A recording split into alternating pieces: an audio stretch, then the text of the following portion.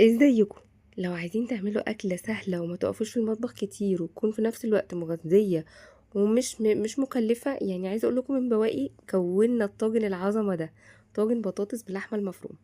جبت بطاطس، تبتدوا تقشروها، وبعد ما نقشرها هنغسلها ونيجي نقطعها مكعبات او اي حجم يكون متساوي.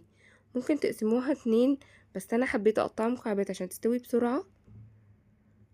وبعد ما اقطعها مكعبات هديها شطفة كمان، هتخلص من اي نشا زيادة فيها، وهبتدي في مية مغلية هنزل بالبطاطس بدون اي حاجة، مش حاطة في المية اي حاجة، هسيبها لحد ما تتسلق تماما. انا عايزاها مهرية، يعني مش اللي هو استوت بس، لا عايزاها بتدوب كده مني، ما تمسكش في شوكة. بعد ما تستوي تماما هنبتدي نصفيها وبالهراسة او بكوباية او بمعلقة، اهرسوها لحد ما تبقى ما فيهاش اي تكتلات. وهننزل عليها بكوباية حليب، لو مج كبير. انا بصوا هي الكمية لحد ما تحسوا ان البطاطس امتزجت وخلاص بقى مش هتبقى سايبة، يعني اللي هو انا شبعتها بكمية حليب كافية فامتزجت فيها، لكن ما وصلش ان انا اخليها تفرفت مني.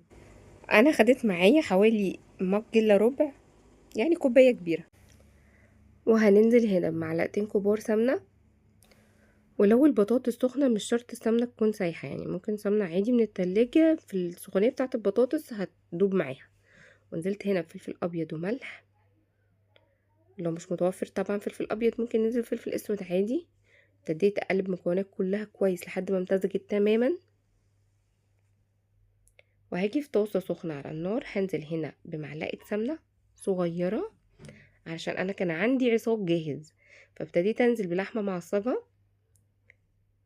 افككها بس معايا في السمنه واعلي التست شويه باضافات بسيطه. طب لو انا مش عندي عصاج جاهز، يعني انا كان عندي حبه صغيرين في الفريزر، ما عنديش، وعندي حته لحمه صغيره مفرومه، هنزل بحتة اللحمة الصغيرة دي في طاسة سخنة فيها مادة دهنية، معلقة صغيرة سمنة، شوية زيت صغيرين، تشويح مستمر دقيقتين تلاتة. أول ما اللحمة تغير لون هننزل ببصلاية مفرومة صغيرة وعليها ملح وفلفل أسود، 7 بهارات، فصين حبهان، ورقتين لورا. هغطيها وأوطي النار وأسيبها لحد ما تستوي 10 دقايق يعتبر، وهنطفي عليها على طول. وهنا بعد ما فكيت اللحمة نزلت عليها بربع كوباية عصير طماطم أو 3 طماطميات، أنا بشرهم ناعم. وهندي تشويحة، وهننزل بفصين توم، 3 فصوص توم كبار او نص معلقة صغيرة توم، ما تزودوش عن كده.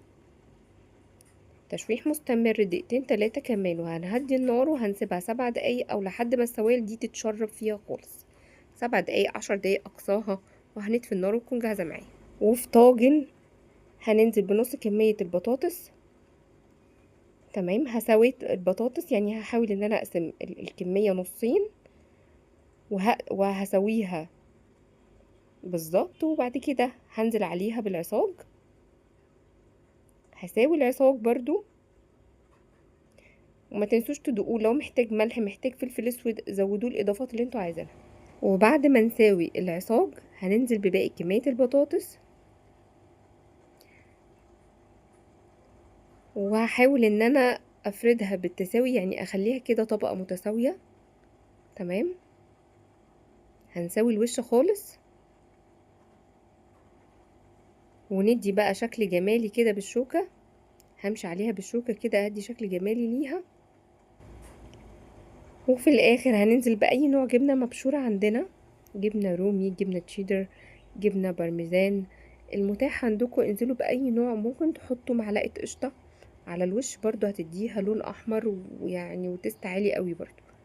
هنزل بيها في رف اوسط في الفرن، انا مسخناه مسبقا على درجة حرارة 180، سخن جدا. ودخلت فيه الطاجن بتاعي عشان ما ياخدش منكم وقت، هياخد بكتير ونص ساعة مع الشواية. ولو متاح عندكم مروحة شغلوها، هتساعد برضو ان اللون يعني اسرع كده ناخده. مفيش مروحة هنشغل عادي الفرن، ومفيش اوبشن ان احنا نشغل اتنين مع بعض. هنشغل الفرن على درجة حرارة 180 لحد ما الاطراف تصفر كده، وهبتدي اشغل عليها الشواية دقيقتين تلاتة. تاكلوا احلى طاجن بطاطس باللحمة المفرومة وبالعيش مع شوية مخلل، وكلوا احلى طاجن بطاطس في الدنيا. جربوه وقولي رأيكم.